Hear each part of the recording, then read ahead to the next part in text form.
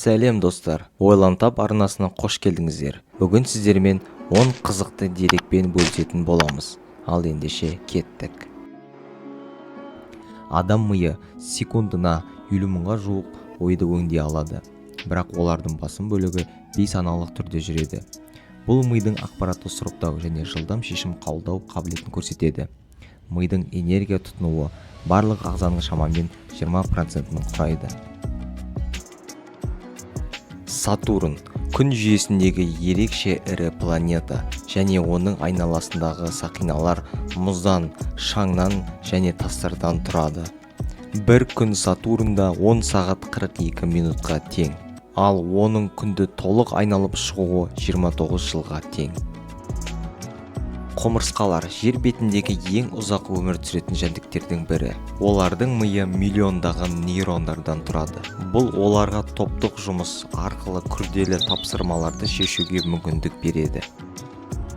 Қазақ тілі бай мәдениет пен тарихқа ие тіл. Оның грамматикасы өте икемді, ал сөздік қоры 100 мыңнан астам сөзді қамтиды. Тілдің ерекшелігі сөз жасау қабілеті, яғни бір түбір сөзден көптеген жаңа сөздер туындауы мүмкін. ARPANET ақштағы алғашқы интернет желісі. 1969 жылы бұл желі арқылы ғалымдар мәліметтерді қашықтыққа бөлісуге мүмкіндік алды. Бұл қазіргі интернеттің негізін қалады. Бамбук ең жылдам өсетін өсімдік. Оның өсу жылдамдығы тәулігіне 91 сантиметрге дейін жетеді. Бамбук ағашы құрылыс, қағаз өндірісі және экологиялық таза материалдар үшін кеңінен қолданылады. Көк кит жер бетіндегі ең үлкен жануар. Оның жүрегі минутына небәрі 2-3 рет соғады. Себебі оның ағзасы энергияны өте үнемді пайдаланады.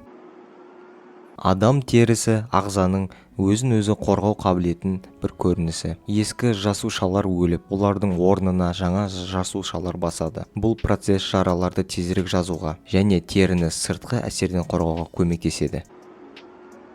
Мона Лиза туындысы. Леонардо да Винчи бұл шедеврді 1503 жылы сала бастады.